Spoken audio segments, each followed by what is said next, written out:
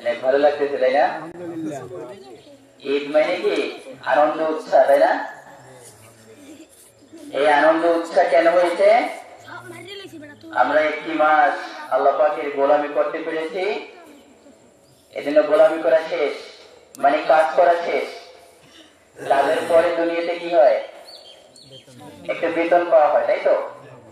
একটা বেতন পাইলে যেদিন বেতন পায় সেদিন মানুষের মনে আনন্দ কিনা? এদের সরকারি চাকরিজীবী যারা, তাদের বেতন যে মূল বেতন, সেই মূল বেতনের সমপর্যায়ে দুইটা ঈদে দুইটা বোনাস দেওয়া হয়, আরো আছে। তো যখন একটা মানুষ মূল বেতন পাইল, মূল বেতনের পরে আবার ওই বোনাস, বেতন সমতুল্য বোনাস পাইল, তখন সে আনন্দ না? আনন্দিত। তো আমরা আজকে ঈদুল ফিতরের নামাজ আদায়ের লক্ষ্যে আসছি। কেন আসছি?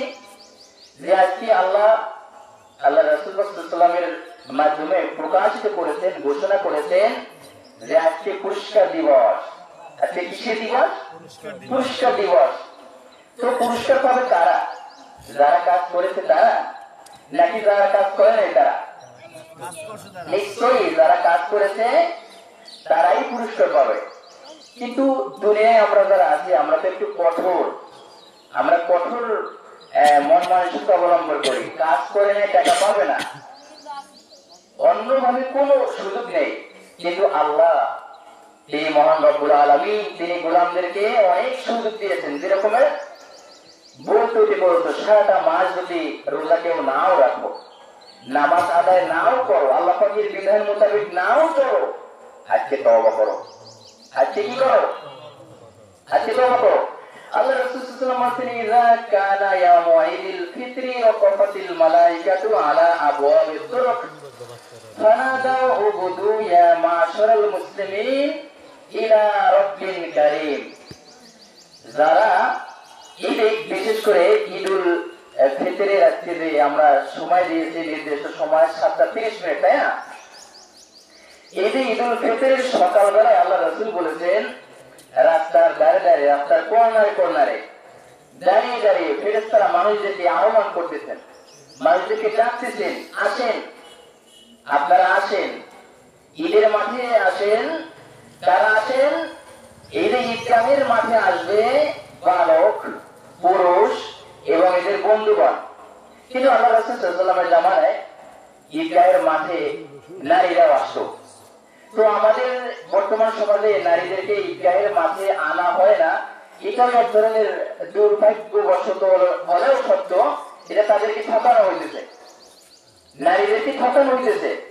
আল্লাহ রাসূলের সময়, সাহাবায়ে কিরামদের সময় ঈদগাহের মাঠে এমনকি যারা অসুস্থ, যাদের পিরিয়ড চলছে, হাদিসের মধ্যে স্পষ্ট, যাদের পিরিয়ড চলছে তারাও ঈদগাহের মাঠে আসবে বটে, কিন্তু একটু সাইডে থাকবে, একটু সাইডে থাকবে। কেন?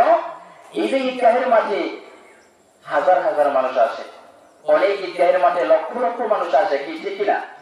লক্ষ লক্ষ মানুষ আসে। এই যে মানুষের একত্রীকরণ, মানুষের জামায়াত, মানুষের ভিতরে একটা আনন্দ, মানুষের ভিতরে উৎফুল্ল এবং মানুষের ভিতরে যে একাগ্রতা, বন্ধুত্ব, এই সকল বিষয় নিয়ে ঈদের মাঠে একটা আনন্দ, ঈদের মাঠে একটা আনন্দ।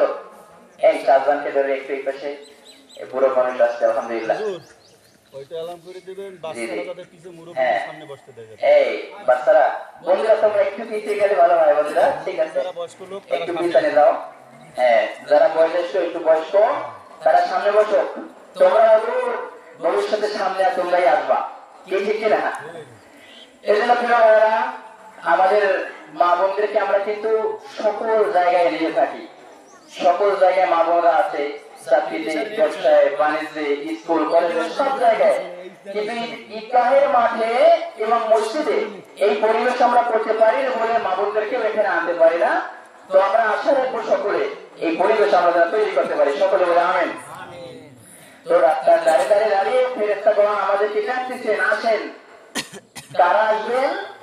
যারা সারাটি মাস অনেক কষ্ট করেছেন, অনেক ত্যাগ স্বীকার করেছেন, আল্লাহ পাকের ডাকে সাড়া দিয়ে দিবসে রোজা রাখছেন এবং রাত্রিতে সাথে রাখতে হয়, রাত্রিতে তারাবি নামাজ সহ অনেক নফল নামাজ, নফল ইবাদত, বিভিন্ন ধরনের ইবাদত করেছেন। আল্লাহ পাককে খুশি করতে পেরেছেন, তারা মাঠে আসেন। আজকে পুরস্কার দিবস। আজকে কিসের দিবস? পুরস্কার দিবস। এজন্য প্রিয় ভাইয়েরা, ঈদগাহের মাঠে আমরা বছরে 2 বার আসি। কি 2 বার আসি কিনা? 2 বার আসি। প্রত্যেকটা বারে আমরা অন্তত এতটুকু খেয়াল করব যাতে করে আমরা ঈদগাহের মাঠে এসে কিছু শিক্ষা গ্রহণ করব। সেই শিক্ষাটা হলো, ঈদগাহের মাঠে আসছি কার কথায় বলেন? আল্লাহ, আল্লাহ রাসূলের কথা, তাই তো? সেই ঈদগাহের মাঠে আসার আগে দৈনন্দিন জীবনে 5 ওয়াক্ত নামাজ আমাদেরকে আদায় করতে হবে। এখন অনেকের কাজ ছিল না, অনেকের ব্যস্ততা ছিল না, অনেক ঘুম পাচ্ছিল না, সবকিছু ত্যাগ স্বীকার করে সবকিছু দূরে সরিয়ে রেখে ঈদগাহের মাঠে আসছেন কার কাছে? আল্লাহর কাছে, আল্লাহ রাসূলের কাছে, তাকে খুশি করার জন্য। অতএব আমাদেরকে একটা শিক্ষা গ্রহণ করতে হবে। সেই শিক্ষা হলো 5 ওয়াক্ত নামাজ। সেই শিক্ষা হলো আমাদের মা বোনদেরকে পড়তা। সেই শিক্ষা হলো আমাদের ছেলে মেয়েদেরকে দিন শিক্ষা। আল্লাহ পাক কোরআনে পাকের মধ্যে বর্ণনা করেছেন, কিয়ামতের দিন মানুষদের থেকে হিসাব এরকমই নেওয়া হবে না যে কে শিক্ষা কত, কে বড়, কে জ্ঞানী, কে অন্যান্য সাইড বড় ছেলে ছোট ছেলে, সেটা না। বিষয়টা গ্রহণ করা হবে আল্লাযী খালাকাল মাউতা ওয়াল হায়াতা লিয়াবলুয়াকুম আইয়ুকুম আহসানু আমালা। তোমাদের থেকে কে আমল শ্রেষ্ঠত্ব দান করেছেন, আমল কে বেশি করতে পেরেছে, কে আল্লাহ পাকের কাছে বেশি গ্রহণযোগ্য হয়েছে, সেইটা কিয়ামতের দিন আল্লাহ পাক হিসাব দিবেন। আর সেইটা, সেই হিসাব অনুযায়ী আমাদেরকে কিয়ামতের দিন আল্লাহ পাকের সামনে আমরা সম্মান অথবা অসম্মান দুইটি আমরা প্রাপ্য হব। এই জন্য প্রিয় ভাইয়েরা, আমাদেরকে অল্পের মধ্যে আরেকটা বিষয় শিক্ষা গ্রহণ করতে হবে। বর্তমান প্রেক্ষাপটে আমাদের দেশে চলমান যে অবস্থান দেখতেছেন, আল্লাহ রাসূল বলেছেন, ও দুনিয়ার মানুষ, তোমরা দুনিয়ার সকল মানুষ মিলে একজন মানুষের মতো, সকল মানুষ মিলে একজন মানুষের মতো। অতএব তোমরা যদি কেউ মাথা ব্যথা অনুভব করো যে আমার মাথায় ব্যথা, তাহলে তোমার সকল শরীর মাথা থেকে পা পর্যন্ত সে বুঝতে পারে যে আমার শরীরে ব্যথা হয়েছে। কি ঠিক কিনা? শরীরে ব্যথা হয়েছে। কোন মানুষ যদি পায়ে ব্যথা অনুভব করে, তাহলে নিশ্চয়ই সে অনুভব করে, সে বুঝতে পারে যে আমার পায়ে ব্যথা হচ্ছে। অতএব আমাদেরকে লক্ষ্য রাখতে হবে, আমরা যদি মনে করি আমরা এখন শক্তিশালী হয়েছি, যারা দুর্বল তাদেরকে অবমাননা করব, তাদেরকে নিম্নগামী করব, তাদেরকে পাকড়াও করব, তাহলে কিন্তু প্রিয় ভাইয়েরা মুসলমান হওয়া যাবে না, মুসলমান হওয়া যাবে না। আল্লাহ রাসূল বলেছে, তোমরা সকল মানুষ মিলে একজন মানুষের মতো, সকল মানুষ মিলে একজন মানুষের মতো। যারা শক্তিশালী থাকবে তাদের বিরোধিতা, তাদের বিপক্ষে আবার একদল থাকবে, এক শ্রেণীর মানুষ থাকবে, তারা থাকবে নিম্নগামী, তারা থাকবে ডাউন, তারা থাকবে হ্যাও। যারা তোমাদের মাঝে, তোমাদের মধ্যে, তোমাদের সমাজে হ্যাও থাকবে, ছোট থাকবে, তাদেরকে কোনোদিন ছোট বলে তোমরা দেখবে না, ছোট বলে দেখবে না। যদি আল্লাহকে মানো, যদি আল্লাহকে মানো, এই ব্যাখ্যাগুলি পুরোপুরি আপনারা আপনাদের মাথায় নেবেন। আপনি যেই জিনিসটাকে ভালোবাসেন, আপনি ভালোবাসেন যে আমাকে সমাজের মানুষ ভালো বলুক, ঠিক কিনা? আমি সমাজের মধ্যে সম্মানিত হই, আমি সমাজের মধ্যে অপমানিত না হই, আমি সমাজের মধ্যে উচ্চগামী হই। এই সকল বিষয়গুলি মাথায় রেখে মনে করতে হবে যে আমি যেগুলি ভালোবাসি সেগুলি অন্য ভাইয়ের জন্য ভালোবাসতে হবে। আবার যদি আপনি মনে করেন আমাকে পাকড়াও করছে, সময় এসেছে আমি এখনো পাকড়াও করবো, প্রিয় ভাইয়েরা, কাজ হবে না। আল্লাহ কিন্তু যে কথা বলেছেন অ্যাডভান্স কোরআনে পাকের মধ্যেই বলে দিয়েছেন, অ্যাডভান্সই বলে দিয়েছেন, যা বলেছেন তিনি বলে দিয়েছেন অ্যাডভান্স, কিন্তু তার সামনে আর কোন নতুন কোন বানোয়াটলি কথা নাই, নতুন কোন বানোয়াটলি কথা নাই। যা বলেছেন তিনি আল্লাহ পাক, সেই কথাগুলি চলমান থাকবেন কিয়ামত পর্যন্তের জন্য, যতদিন পৃথিবী থাকবে ততদিন। এই জন্য প্রিয় ভাইয়েরা, ঈদগাহের মাঠ থেকে আমাদেরকে একটা জিনিস শিক্ষা করতে হবে। সেই শিক্ষাটা হলো যে আমরা ঈদগাহের মাঠে আসছি আল্লাহ পাকের কথার খুশি করার জন্য, আল্লাহ পাককে খুশি করার জন্য আমরা এসেছি ঈদগাহের মাঠে। কিন্তু এই ঈদগাহের মাঠ থেকে যখনই বের হবো তখনও যাতে করে আল্লাহ পাকের বিধান মোতাবেক আমরা চলাফেরা করতে পারি, ঠিক কিনা? আল্লাহ পাকের রাজি খুশি যদি আমরা করতে পারি তাহলে কিনা আমরা দুনিয়াতে এবং পরকালে সকল স্থানে আমরা শান্তিময় হব, আমরা লাভবান হব, আর আমাদের কল্যাণকর হবে। এই জন্য প্রিয় ভাইরা, ঈদগাহের মাঠে আমরা যারা আসছি আমাদের দৈনন্দিন জীবনে আমাদেরকে শিক্ষা গ্রহণ করতে হবে। একটা বিষয় শিখতে নিতে হবে যে আমরা সৃষ্টির পরে আমরা ঈমান গ্রহণ করার পরে আমাদের উপরে আল্লাহ পাক বলেছেন, গোলাম ঈমানের পরে তোমাদের সর্বপ্রথম বড় কাজটা হলো নামাজ, সালাত। এই সালাত হলো ঈমানের পরে সব থেকে বড় কাজ। এই সালাত সকলের সঠিকভাবে আদায় করবে, এই সালাতের দিকে লক্ষ্য রাখতে হবে। আর সালাত যখন শেষ করে আপনি বাইরে প্রবেশ করবেন তখন সালাতের ভিতরে যে কথাগুলো বলেছেন সেই কথা অনুযায়ী আপনাকে চলতে হবে। আপনি বলেছেন আলহামদুলিল্লাহি রাব্বিল আলামিন আর রহমানির রহিম মালিকি ইয়াউমিদ্দিন। আলহামদুলিল্লাহি রাব্বিল আলামিন, আমি সব প্রশংসা করছি ওই মহান রবের, সকল প্রশংসা করছি ওই মালিকের, যিনি আমাকে মেহেরবানি করে দয়া করে এত সুন্দর একটা এত সুন্দর একটা পৃথিবী, একটা বিশ্ব, এই বিশ্বের ভিতরে, এই পৃথিবীর ভিতরে আল্লাহ পাক মেহেরবানি করে দয়া করে আমাকে মানুষ রূপে সুন্দর করে জ্ঞানবান হয়ে এই মানুষের সমাজে বসবাস করার মতো একটা পরিবেশ তৈরি করে দিয়েছেন। সেই মালিকের শুকরিয়া আদায় করছি। যখন বলছি আর রহমান রহিম, তিনি সব কিছু তার হাতে, পরম করুণাময় আল্লাহ পাক, সে আল্লাহ পাকের প্রশংসা করছি। সে আল্লাহ পাক ছাড়া আমাদের কেউ নাই, তিনি বিচার দিনের মালিক। আমরা সকল ভালো এবং মন্দ সব কিছু তার কাছে চাচ্ছি, এবং সেই সকল মানুষদেরকে আল্লাহ পাক কবুল করেছেন, গ্রহণ করেছেন, সেই সকল মানুষদের অন্তর্ভুক্ত আমরা হইতে চাইতেছি। আল্লাহ, আমরা সূরা ফাতিহার মধ্যে বলি, আল্লাহ সেই সকল মানুষদেরকে আপনি গ্রহণ করেছেন, কবুল করেছেন, তাদের অন্তর্ভুক্ত আমাদেরকে করেন। ওই সকল মানুষদের অন্তর্ভুক্ত আমাদেরকে করেন না যেই সকল মানুষ আপনার সামনে লাঞ্ছিত, অপমানিত, অপদস্থ, নিম্নগামী, এই সকল অবস্থায় আমাদেরকে রাখবেন না, তাদের দলে আমাদেরকে সামিল করবেন না, তাদের মতে আমাদেরকে রাখবেন না। প্রিয় ভাইয়েরা, আপনাদেরকে যে অনুরোধ করবো সে অনুরোধ হলো ঈদগাহের মাঠে বছরে 2 বার আসি। এই ঈদগাহের ব্যাপারে কোন কোন আলেম বলেছেন সুন্নাতে মুআক্কাদা, আবার কেউ কেউ বলেছেন ওয়াজিব। যাই হোক, ওয়াজিব হোক সুন্নাতে মুআক্কাদা হোক, এটা আদায় করতে হবে। কিন্তু এর আগে আপনার দৈনন্দিন জীবনে 5 ওয়াক্ত নামাজটা কেউ ছাড়বেন না। বলেন, কেউ ছাড়বেন? হাত ধরেন, বলেন। কেউ হাত নিম্ন করে রাখেন না, আল্লাহকে দেখান, আল্লাহ আপনার সাথে ওয়াদা করছে কেউ নামাজ কাজা করবেন না, আপনার কবরে কিন্তু কেউ যাবে না। আল্লাহ পাক বলছেন, গোলাম আমি তোমাদেরকে সম্বোধনা জানাচ্ছি, আমি তোমাদেরকে একটা বিশাল বিশাল সম্বোধনা দিয়ে, তোমাদেরকে কোরআন দিয়ে তোমাদেরকে আমি কল্যাণময় করেছি। এই কোরআন তোমরা পেয়েছো এবং তোমাদের জন্য আমি আল্লাহ পাক বিধান হিসাবে কোরআনকে দিয়েছি। এই জন্য তোমরা কোরআনের বিধান নিয়েই তোমরা সকল সময় আল্লাহ পাকের প্রশংসা করতে থাকো, আল্লাহ পাকের শুকরিয়া করতে থাকো। কোরআন যে তোমাদেরকে আমি আল্লাহ পাক দিয়েছি, কোরআন তোমাদেরকে দিয়েছে, এই কোরআনের উপর তোমাদেরকে থাকতে হবে, কোরআনের বিধানের উপর তোমাদেরকে থাকতে হবে। এই কোরআনের বিধানের উপর আপনারা থাকতে রাজি আছেন কিনা বড় ভাইয়েরা?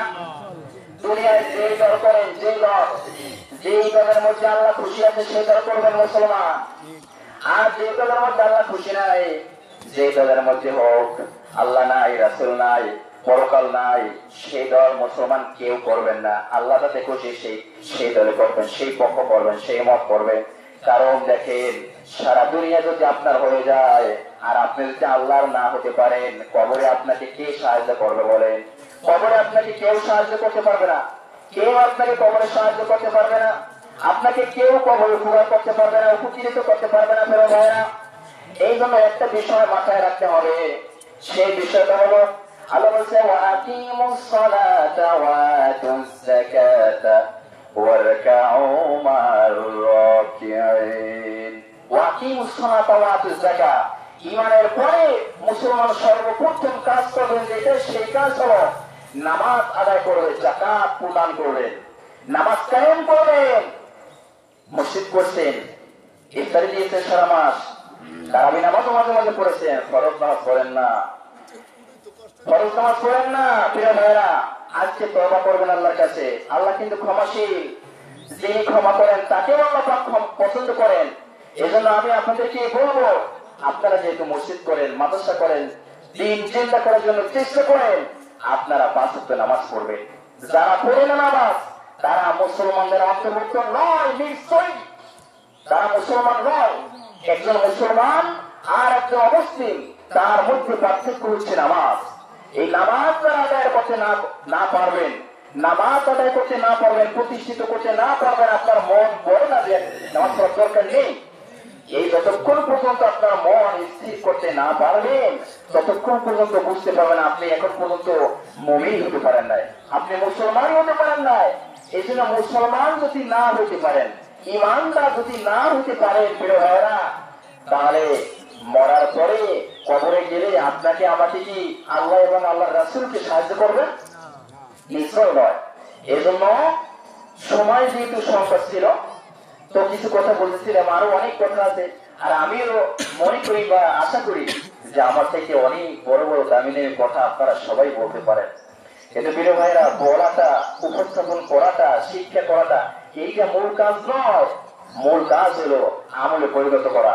5 ওয়াক্ত নামাজ সবাই পড়বেন, মা বোনদেরকে পর্দায় রাখবেন। আপনার কন্যা, আপনার বউ, আপনার মা জাহান্নামে যায় কেউ চান? নিশ্চয়ই না। অতএব আপনার পরিবার পরিজন তাদেরকে পর্দায় রাখবেন, দিন শিক্ষা দেবেন, ছেলে মেয়েদেরকে কোরআন শিক্ষা দিবেন। আপনি মৃত্যুর পরে আপনার ছেলে মেয়ে ছাড়া আপনার কবরের পাশে গিয়ে কেউ কাটাকাটি করবে না। এই জন্য ছেলে মেয়েদেরকে তৈরি করবেন, দিন শিক্ষা দিবেন, দিন চিন্তা করবেন, দিনের পথে থাকবেন।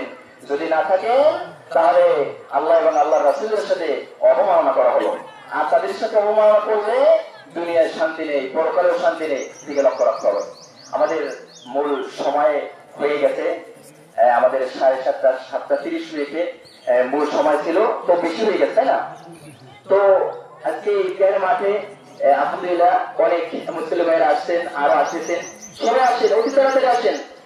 প্রিয় মুসলমান ভাইয়েরা, মেহেরবানি করে, যেহেতু আমাদের এখানে বোনদের আসার পরিবেশ তৈরি করা হয় নাই, সেহেতু বোনেরা না আসলেই ভালো হয়। প্রিয় মুসলমান ভাইরা, দয়া করে অতি তাড়াতাড়ি আপনারা আসেন ঈদগাহের মাঠে।